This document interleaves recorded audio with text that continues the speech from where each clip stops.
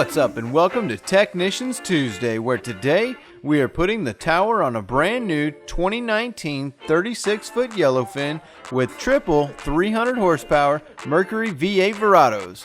Now I know you're ready, so let's do this. Since the boat was brought down on a trailer, the tower couldn't be on it because of all of the bridges, which is great for you guys because now you get to see it get installed.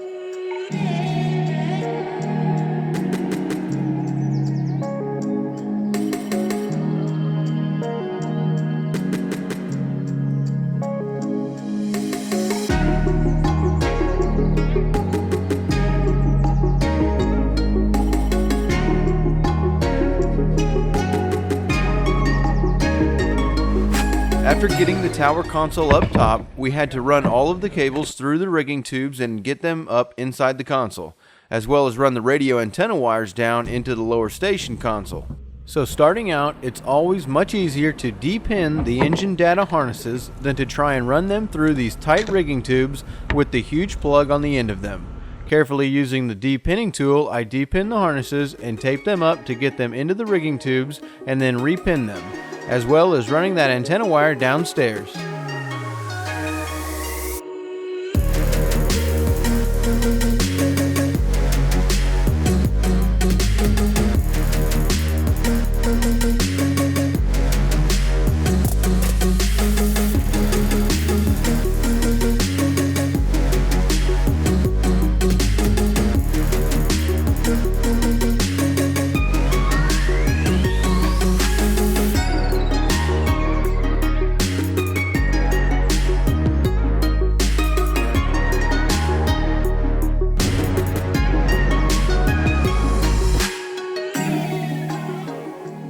With the starboard side rigging through, it's time to move over to the port side, which is the harder side because it includes all of the steering hoses, trim tab wires, Furuno chart plotter network cables, the anchor light wire, and the VHF antenna wire that has to go down.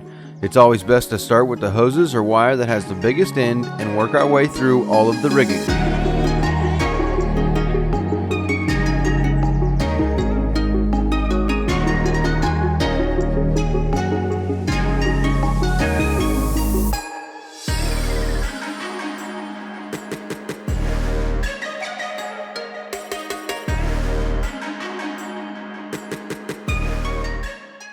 You might like this tip. It's the best way that I have found to run anything through a rigging tube.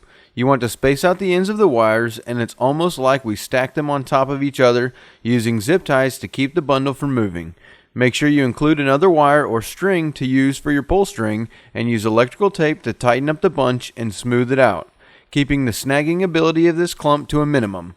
Then put some clear glide or cable pulling lubricant on the bunch and feed it up into the tube while pulling on the top to work it up and around any kind of bends that are in the tube. Then if you are pulling a single wire, wrap the wire or string together like this. Use a couple of zip ties to keep them from unbraiding themselves. Add your pull string and smooth it out with some electrical tape.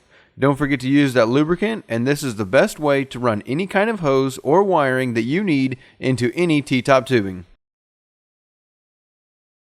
After getting the VHF antenna wired downstairs, that gets all of our rigging through the tubes.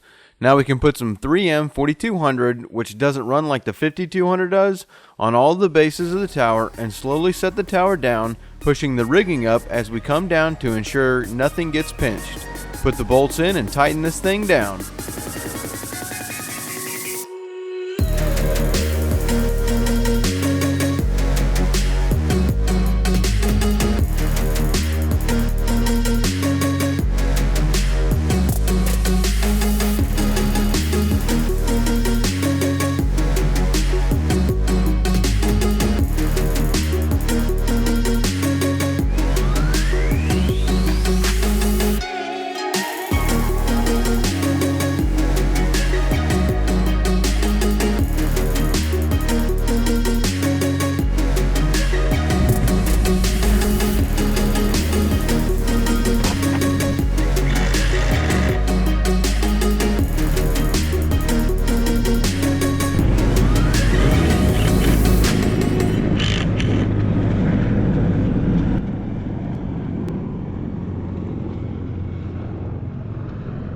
I had to take the speakers out downstairs to get the inside tubing bolts tightened down, but after that, it was just a matter of rigging up the console, which is basically all plug and play, with the exception of the steering components, and the tower is ready to go.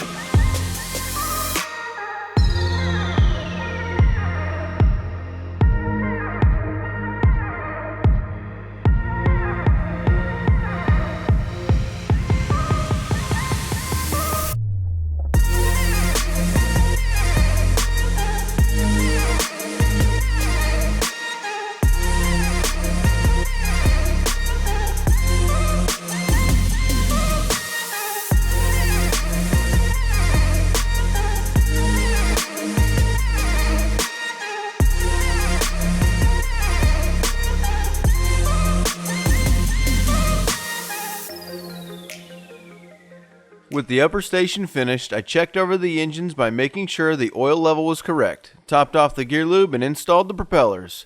For these Mercury heavy-duty racing prop hardware, you will have 3 washers. This big one, a flat one, and if you look closely, one with a concave to it. Just make sure you put the concave facing out, the flat one in the middle, and the big one against the prop. Looking at it, if you notice a gap like this between the 2 washers, the concave is facing in. You want to flip that around so that it is facing the prop nut. Tighten down the nuts and it's time for water. With the boat in the water, I bled the steering system and installed the bottom of the T-top after making sure there wasn't any leaks, which means it's time to see how this thing performs. Impressively, this boat handles beautifully in the water, tops out at 62 miles per hour with the boat full of fuel, and turning 6,200 RPMs, burning about 73 gallons per hour, which is actually really impressive.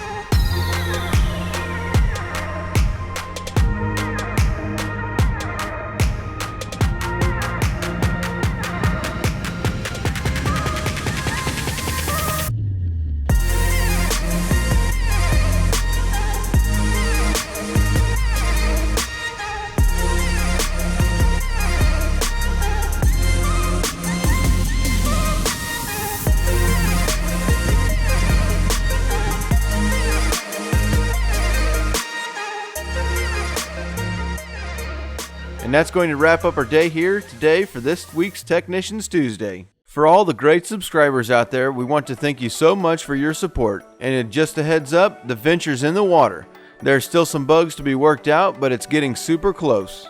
Now for all of you that are new here, the Venture Project is something you are going to want to check out for sure. I'll link in the description and in the end screen. But it's a 99 34-foot Venture that got rewired and repowered with 300 horsepower Verados. It's a beautiful boat that you won't want to miss when the test videos come out. So get subscribed to the channel, get the bell on, hit that thumbs up button, and let us know what you think of this 2019 36-foot Yellowfin with the new Mercury V8s in the comment section below. Tell us what you think of the new engine look, and remember, we can always be reached on our website at bornagainboating.com. Thanks for watching, enjoy your Tuesday night, and we'll see you next week.